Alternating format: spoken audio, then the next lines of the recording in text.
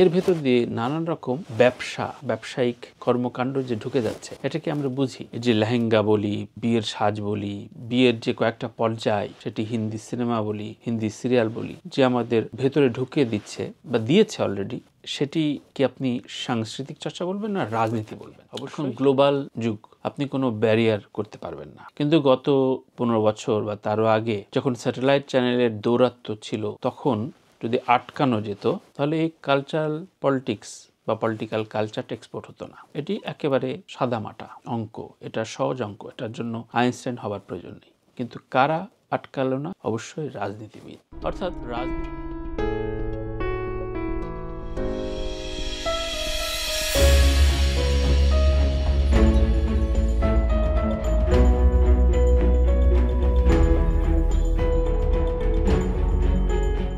প্রিয় দর্শক, আসসালামু আলাইকুম। সবার উপরে শান্তি বর্ষিত হোক। সাদাসিধে কথায় আজকে কালচারাল পলিটিক্স বা পলিটিক্সটা কালচারালি বা সত্যিকার অর্থেই সাংস্কৃতিক অঙ্গনে কতটা জড়িয়ে যায়, এটা নিয়ে কথা বলবো এবং এই আলাপটা ধারাবাহিক করার ইচ্ছা রয়েছে।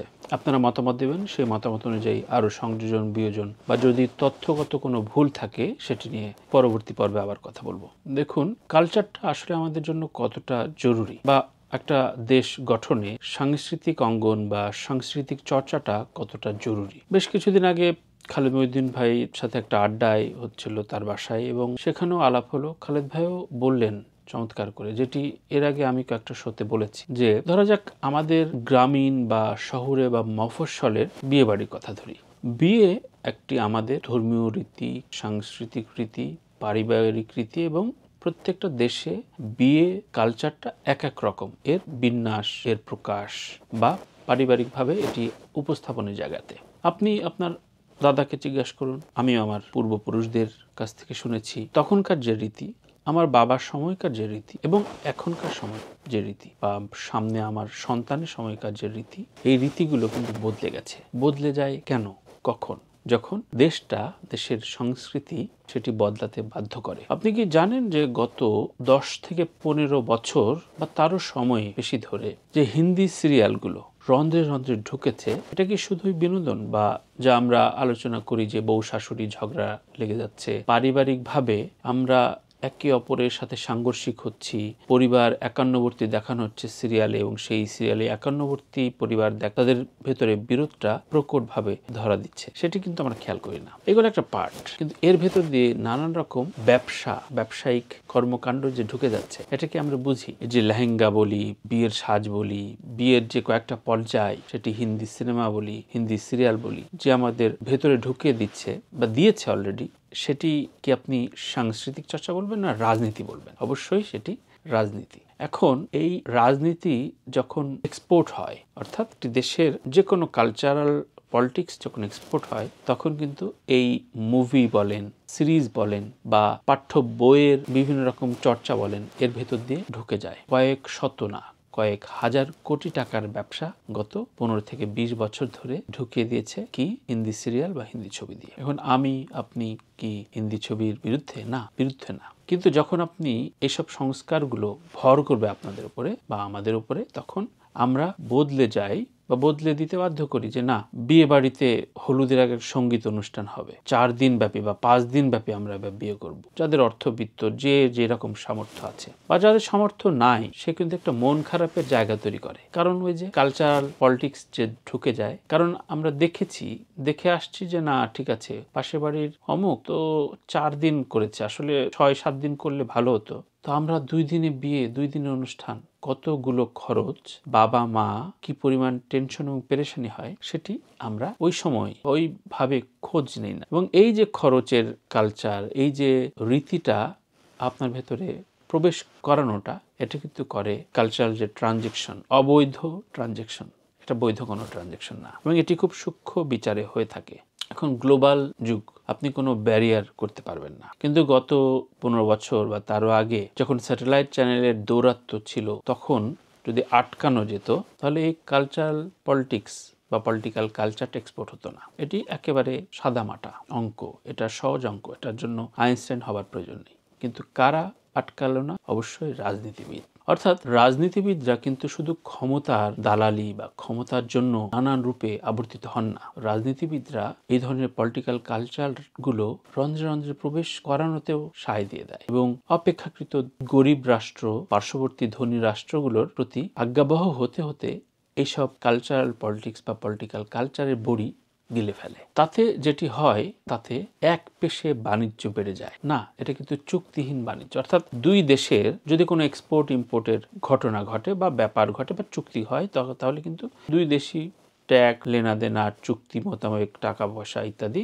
এলসি, যা যা ব্যবসায়িক ক্ষেত্রে যেসব টার্মস ব্যবহার করা বা প্রয়োজন হয়, তাতে দুই দেশের লাভ হয়। উইন ইন সিচুয়েশনে তো একটা চুক্তি হয়। কিন্তু এইসব কালচারাল পলিটিক্স যদি আপনি রন্ধ্রে রন্ধ্রে ঢুকিয়ে দিতে পারেন, তাহলে দেখবেন যে যেই দেশটি সুচারুভাবে ঢুকে যাচ্ছে কালচারাল পলিটিক্সে, সে কোনো রকম ট্যাক্স, এলসি, চুক্তির টাকা পয়সা ইত্যাদি বাদ দিয়েই তার ব্যবসাটা করে নিতে পারছে। গত 15 থেকে 20 বছর ধরে প্রত্যেকটা বিয়ের অনুষ্ঠানের আগে কলকাতার বাজারে শাড়ি, লেহেঙ্গা থেকে শুরু করে কানের দুল পর্যন্ত, এমনকি আপনি খোঁজ নিয়ে দেখেন যে রান্না করবে সেটার গরম মশলা পর্যন্ত নিয়ে আসা হয়েছে। এই নিয়ে আসা, এই যে এক্সপোর্ট হলো, এই যে এত মালামাল এক্সপোর্ট হচ্ছে, এগুলো কিন্তু কোনো রকম সরকারি খাতায়, সরকারি ট্যাক্স, টোকেন ইত্যাদির বাইরে। এবং এই যে কালচারাল পলিটিক্স অর্থাৎ সংস্কৃতি আপনাকে যখন মাথায় মগজে ঢুকে দেয়, তখন কিন্তু অটো এক্সপোর্ট হয়ে যায়। সেটি শতভাগ লাভবান হয় যে কালচারাল পলিটিক্সটা ঢুকে দিল, অর্থাৎ 4+, সনি, জি বাংলা, অমুক তমুক এটা দিয়ে ব্যবসা করলোই, পাশাপাশি ওই ব্যবসার পাশাপাশি এই কালচারাল পলিটিক্সগুলো ঢুকিয়ে এক পেশেভাবে ভারত বা ভারতীয় অন্যান্য বাণিজ্য লাভ করলো। এই গেল যেগুলো আমরা একেবারে দেখি না। আর যেটা দেখি, ধরেন বলিউড তো আসলে একটা বড় ইন্ডাস্ট্রি। যেমন কিছুদিন আগে আমার শোতেই সুপন রায় বললেন যে সত্যিকার অর্থেই তো আমরা বলিউডের মতো এত সুন্দর গান বানাতে পারবো না। সুপন রায় আমাদের অগ্রজ, তার কাছে মনেই হয়েছে এবং আমাদের অনেকের কাছে মনে হয় যে আমরা সত্যিকার অর্থেই এত ভার্সেটাইল আর্টিস্টের দেশ তো না আমাদের এখানে। বড় ক্যানভাস, বিশাল বিশাল মেগাস্টারদের দেশ। সুতরাং সেই কালচারাল ট্রানজিকশনে যখন আমরা মোহিত হই, তখন বিভিন্ন ক্লাব লেভেলে, অর্থাৎ বাংলাদেশে ঢাকা, চট্টগ্রাম, বেসিক্যালি এই দুটো বিভাগিত একটু এলিট যে বিষয়গুলো সেগুলো চর্চা করে। সুতরাং সেই ক্লাব লেভেলে প্রত্যেক বৃহস্পতিবার, থার্সডে নাইটে বিগত অনেকগুলো বছর ধরে ভারতীয় শিল্পীরা এসে গান গেয়ে যেত। কারণ ওই যে মোহ আপনাকে ঠকে দিয়েছে। এটা শুধু ভারত না, ভারত যেহেতু অনেক বড় রাষ্ট্র এবং সাংস্কৃতিকভাবে খুবই উন্নত মানের, এবং তারা আসলে এই কালচারটা এক্সপোর্ট করতে চায় সারা ওয়ার্ল্ডে এবং তাতে তারা সফল হয়েছে। একটি ছোট উদাহরণ দিয়ে আমি এটার সাথে আরো সংযোগ করি। ধরা যাক কিছুদিন আগে সৌদি আরবে একটি ফিল্ম ফেস্টিভ্যাল হলো। সেটির ইভেন্টের দায়িত্ব ছিল একটি ভারতীয় কোম্পানি, এবং এই ভারতীয় কোম্পানি ইভেন্ট থাকার এবং তাকে কাজ দেওয়ার অন্যতম উদ্দেশ্য কিন্তু ভারতীয় সুপারস্টাররা সেই ইভেন্টে অংশ নেয়া। এবং যেহেতু ভারতীয় সুপারস্টারদের একটা গ্লোবাল অ্যাসপিরেশন বা গ্লোবাল একটা চাহিদা রয়েছে, সুতরাং তাদের বিক্রি করা যায়। সুতরাং আমাদের মেহজাবিন থেকে শুরু করে অনেক তারকায়, রণবীর কাপুর, প্রিয়াঙ্কা চোপড়া থেকে শুরু করে শ্রদ্ধা কাপুর, তাদের সাথে ছবি তুলে সেটি গর্ব ফিল করে, এবং তারা তো বড় তারকায়। অর্থাৎ বড় দেশের একটা রাষ্ট্র ব্যবস্থায় যখন তাদের কালচারটা উন্নত হয়, তাতে শুধু ওই কালচারের বা ওই মুভির বা ওই সিরিজের লাভ হয় না, গোটা দেশ তাদের রেমিটেন্স না, তাদের আয় উপার্জনের নতুন একটা পথ খুলে যায়। তাই যারা বলে থাকেন যে কালচার বা সংস্কৃতি এটা খুবই ফোর্থ সাবজেক্ট, এটা খুব বেশি প্রয়োজন নেই, তারা আসলে হয় জানেন না,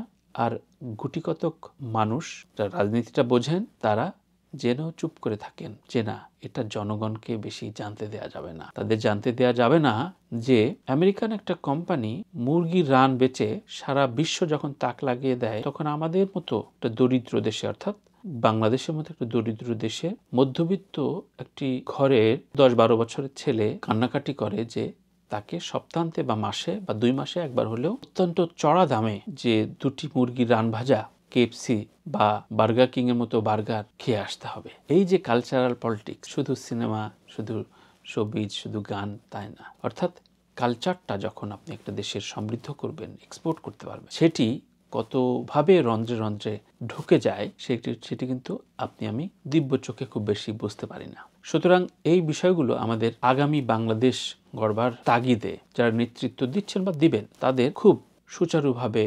সঠিকভাবে, সত্যিকার অর্থেই সুদূর প্রসারীভাবে কারণ এটা সুদূর প্রসারী প্ল্যান, এক প্রজন্মের প্ল্যান না। আমরা তো এক প্রজন্মের প্ল্যানও করি না। আমরা প্ল্যান করি হয়তো আমি যে কয়দিন ক্ষমতায় থাকবো এই কয়দিন কেমনে আমি একটু 2-4টা প্রশংসা কুড়াইতে পারি। কিন্তু রাজনীতি বা পলিটিক্যাল কালচার কিন্তু এই ক্ষমতার চেয়ারের সময়কালীন না। পলিটিক্যাল কালচারটা হচ্ছে 100 বছর পরে আমার দেশটা কিভাবে দৌড়াবে বা হাঁটবে বা বসে থাকবে বা তাকাবে সেটির জন্য একটা পথ তৈরি করা। সেই পথটা যতটুক পারেন সেই নেতাটা তুলে ধরেন। পরবর্তী নেতা, সেটি বিরোধী দলীয় নেতা হতে পারে, তাদের রাজনৈতিক দর্শন আলাদা হতে পারে, কিন্তু এই যে দেশটা এগিয়ে নেওয়ার যে চিঠিটি, সেই চিঠিটি অর্ধেক বা অল্পটুকু লিখে তার হাতে তুলে দেয় যে বাকিটুকু লিখে এগিয়ে নিয়ে যাও। একটা ছোট্ট উদাহরণ দিয়ে আজকের মতো এই কালচারাল পলিটিক্স বা পলিটিক্যাল কালচারের এই চর্চাটা সম্পর্কে আমি শেষ করব। আমি তার আগে বলে রাখি যে এটি কোনো ধরনের রাজনৈতিক বিদ্বেষমূলক বা কোনো রাজনৈতিক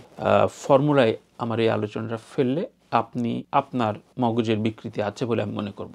এটি আমাদের মৌলিক উন্নতি, মৌলিক বিষয়গুলোর যে এক ধরনের ডেভেলপমেন্ট প্রয়োজন, সেই জন্য একজন আমার যতটুকু বোধ বুদ্ধি রয়েছে সেটি নিয়ে আলোচনা এবং আপনাদের সামনে তুলে ধরার চেষ্টা করছি। দেখেন, এখানে আমি যুক্তরাষ্ট্রে রয়েছি, বেশ কিছুদিনের জন্য দেশে ফিরবো, কিন্তু প্রতিবার যখন বিভিন্ন দেশে আসি, রোড বড় বড় হাইওয়ের যে প্ল্যানটা থাকে, হাইওয়ের কিন্তু একটা এক্সট্রা জায়গা আলাদাভাবে প্ল্যান করা থাকে যে 100 বছর, কমপক্ষে 50 থেকে 100 বছর পরে সেই রোড বড় হতে পারে বা বড় করার প্রয়োজন হতে পারে। সুতরাং সেই রোডের আউটসাইডেও আরো তত পরিমাণ জায়গা রেখে দেয়, মাঝখানে কেউ কেউ জায়গা সবুজ আকারে রেখে দেয়, কারণ 50 বা 100 বা 200 বছর পরে এই রোডগুলো কাজে লাগানো যাবে এবং লাগাতে হয়। সে কারণে একটি রোড সাইড যদি এতটুকু হয় তাহলে এত পরিমাণ জায়গা রেখে তারপরে বসতভিটা বা দোকানপাট করতে দেয়া হয়। 100 বছর আমরা বাঁচি না, কিন্তু যে প্ল্যান করেন সেই প্ল্যানটি তার পরের প্রজন্মেরও পরের প্রজন্মের জন্য রোডটা করে থাকেন। আমরা এই বিষয়গুলো যেমন রোড সাইডে, তেমনি রাজনীতিতে, তেমনি কালচারাল পলিটিক্সে কিংবা সংস্কৃতিতে আমাদের ভাবতে হবে। নয়তো এসব সংস্কার, এসব বুলিয়া ওড়ানো গল্প, এই যে বিদ্বেষ, অপর দলের প্রতি অসহনশীল আচরণ, এগুলো চলতে থাকলে দেশ আগাবে না। আমি ভুল হতে পারি, ভুলগুলো ঠিক করে দেন। আমরা আলোচনা করি, কথা বলি, কথা তুলি। অনেক তো হলো, আমরা অনেক কথা বললাম, আমরা নায়কদের নিয়ে কথা বললাম, রাজনীতিবিদদের নিয়ে কথা বললাম, প্রচুর ব্লগ হচ্ছে, প্রচুর ভিউ হচ্ছে, মধ্যবিত্ত ঘরে বাচ্চাকে নিয়ে ভিডিও বানানো হচ্ছে, টিকটক করে জামাইবু অনেক কিছু করছে, কিন্তু কালচারাল পলিটিক্স বা পলিটিক্যাল কালচারের যে চর্চাটা, এগুলো নিয়ে যদি আপনি আমি না ভাবি তাহলে দেশ আগাবে না। এগুলোই সংস্কার এবং এগুলোই মূল কমিশনের জায়গা। যেই কমিশন গঠন করা হয় না, কিন্তু করতে হয় খুব সংগোপনে এবং খুব সুদৃঢ় চিত্তে, সবাই এক কাতারে বসে, যে না, আমরা রাজনীতি নিয়ে, আমাদের রাজনীতির বাপদাদা নিয়ে, রাজনীতির ছবি বা ভাস্কর্য নিয়ে চিল্লাচিল্লি করব, কে বড় ভাস্কর্য, কে আমার বড় বাপ, কে ছোট বাপ, কিন্তু এর বাইরে সবাই একসাথে একাট্টা হয়ে থাকবো, দেশটা আমাদের সকলের, সবাই একসাথে। এসব ঝগড়াঝাটির বাইরেও ওই ভেতরের লেয়ার লাইনটা আমাদের এক, সেই লেয়ার লাইনটা আমাদের সমৃদ্ধির লেয়ার লাইন। সবাই ভালো থাকবেন। আমার এই কালচারাল পলিটিক্স বা পলিটিক্যাল কালচারের বিষয় নিয়ে আমি কথা জারি রাখবো। আপনাদের মতামত প্রত্যাশা করছি। কথা হবে আবারও। আল্লাহ হাফেজ।